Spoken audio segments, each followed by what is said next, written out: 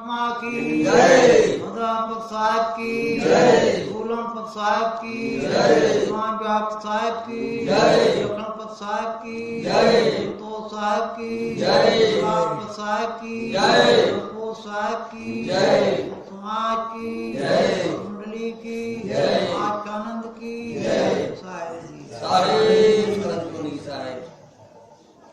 महात्मा लोग अक्सर करके बोलते हैं इहिम्बा इहिम्बा। जब इहिम्बा परमात्मा जो बंधन में बाटे, जब परमात्मा बंधन में बा कैसे परमात्मा छुड़ाए तो बताए दे इहिम्बा इहिम्बा इहिम्बा। परमात्मा इस सृष्टि के परे है, परमात्मा सृष्टि में नहीं आता है, मल मूत्र में नहीं आता है, शरीर में नहीं आता है, परमात्मा इसके परे है।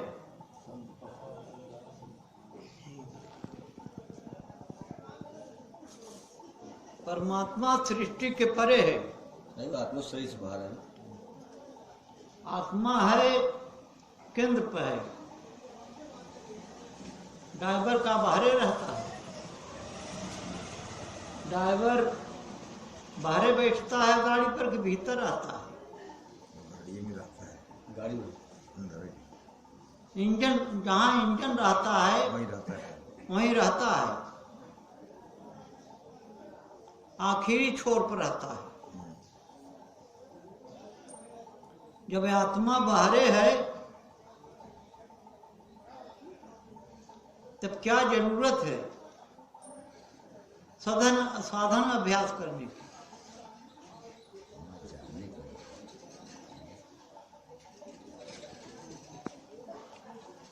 आत्मा की जब इस शरीर का रचना होती है, पहले ब्रह्मांड बढ़ता है, ब्रह्मांड से शुरू होता है, वहीं आखिरी छोर पर रहता है वो। 10वें द्वार के नीचे रहता है। जैसे ड्राइवर गाड़ी चलाता है, उसका चक्का कंचित भ्रष्ट हो गया, पंचर हो गए तो ड्राइवर जान गया कि मेरे गाड़ी के चक्का भ्रष्ट हो गया, पंचर हो गया, क्योंकि गाड़ी एक तरफा भागने लगी।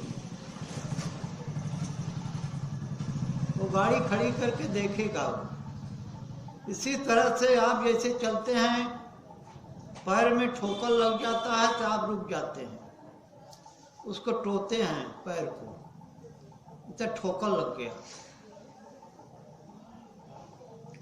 उसका जैसे ड्राइवर का पूरे गाड़ी में उसका ध्यान रहता है, इसी तरह से ये आत्मा का पूरे शरीर में ध्यान रहता है, क्योंकि फंसा है प्राप्ति मंडल में, ये फंसा है। जब ये ऊर्ध्वमुख होगा, जब इससे परे होगा, तब इसका मुक्ति होगी। जैसे घड़ा का मुंह नीचे है, तब उसमें जल नहीं जाएगा। इसी तरह से आत्मा की सूरत नीचे की है। जब नीचे के है सूरत, तो कैसे उसका भजन साधन बनेगा, जब से तक ऊर्ध्वमुख नहीं होगा। ऊर्ध्वमुख होगा तब भजन बनेगा, क्योंकि जैसे आप अलूल जलूल बोल रहे हैं, तब मन कहीं दौड़ता नहीं है, वहीं पर टिका रहता है, क्योंकि उसका काम हो रहा है। जहाँ पर साधन में बैठे भजन करने के लिए, तुरंत मन अपना काम करने लगेगा। कहीं वहाँ ले जाएगा, कहीं वहाँ ले जाएगा, कहीं वहाँ ले जाएगा, कहीं अपने धंधे में ले जाएगा, कहीं परिवार में ले जाएगा, अनेकों प्रकार की जगह ले जाएगा, भटकाएगा। इसी तरह से मन को भटकना नहीं चाहिए। एकाग्र हो तब भजन बने, न मन इसको भटका करके अपने कब्जा में ले रहता कि इसे बाहर न जाने दें, इसके अंदर में बांध के रखूं। भजन करने बैठते हैं, साधन करने बैठते हो, तब मन के अंदर नाना प्रकार का कल्पना होती है। इधर से उधर जाएगा, उधर से उधर जाएगा।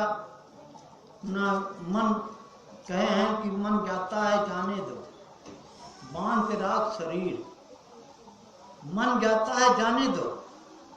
मन कहाँ तक जाएगा? जहां तक देखा, जहां तक देखा है वहीं तक मन का पहुंच है। उसके बाद मन कहीं नहीं जाएगा। जहां शरीर गई है वहीं तक मन जाएगा,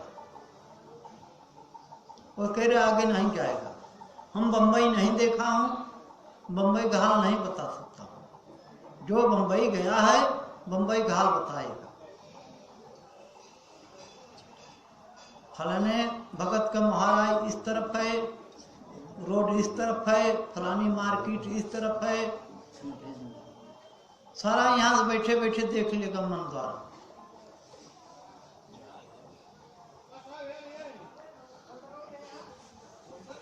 एक शब्द बोलत है,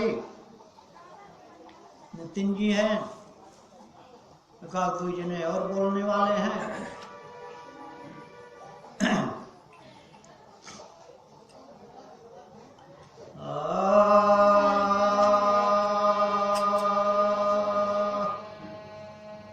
गुरु गुण गोविंद से मन में देख विचार, हर सुमिरे सुवार है, गुरु सुमिरे सो पार।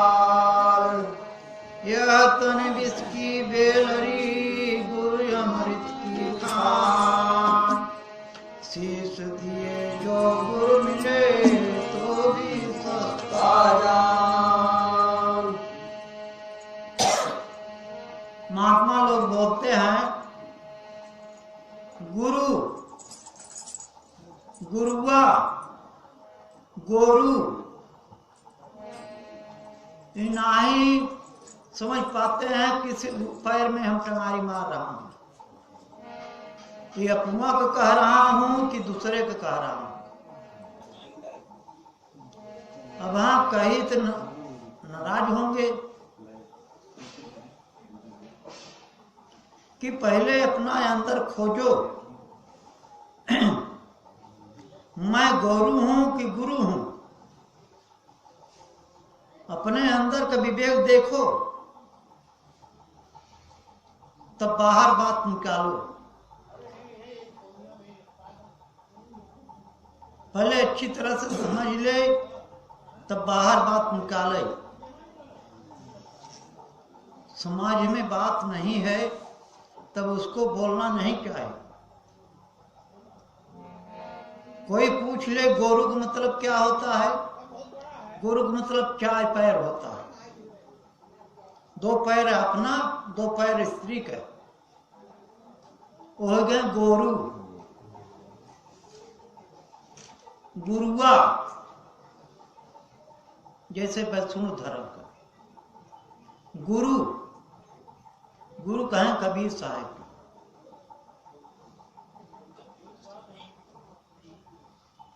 राजा में रामचंद्र, अब सब राई।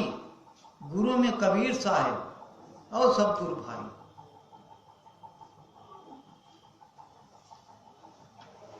गुरु कबीर साहब हैं और सब गुरु भाई हैं। उनके मार्ग पर चलने वाले, उनके रास्ता को बताने वाले,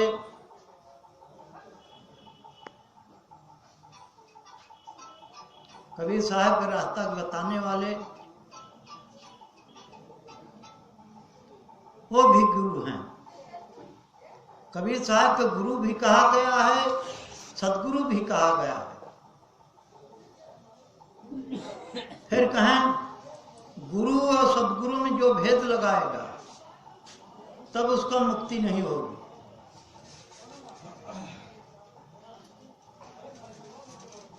जैसे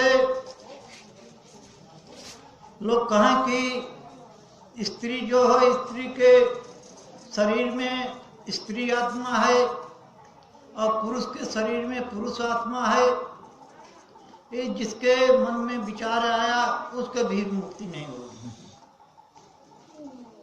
आत्मा एक है। जैसे एक ड्राइवर है, चाहे वो 2 चक्का गाड़ी चलावे, चाहे 4 चक्का, चाहे 10 चक्का, चाहे 16 चक्का, चाहे 18 चक्का का, वो सब चलाएगा। उसको जहां मालिक भेज दिया उसको जाना पड़ेगा कर्म के अनुसार से।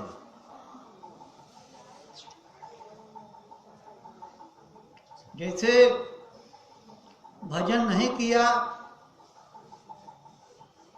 तब यहाँ देश का राजा मालिक 84 में भेज देगा।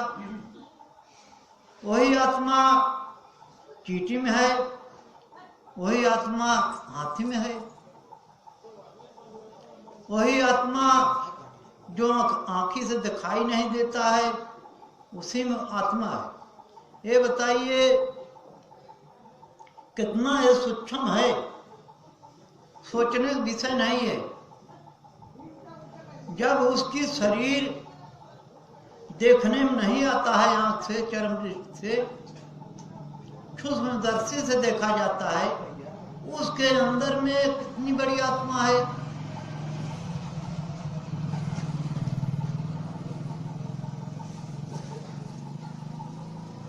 कहें कि एक राय में 20 कर, 20 में फिर 20, माने एक सरसों में 20 करो, फिर 20 में से एक भाग में फिर 20 करो, तब दिखाई देगा।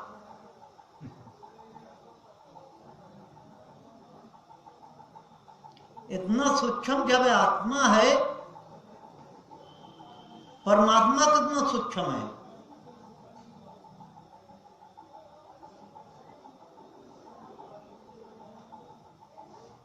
पानी से पातला, धुआं से अधीन, पौनों से उतावला, दोस्त कबीरा की।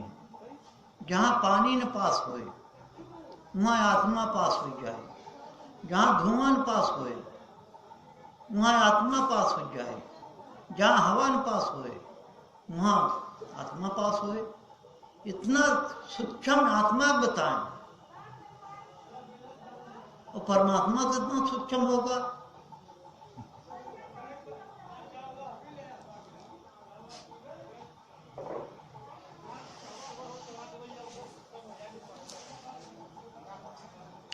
एक शब्द सुनाए, नानक साहब के विनया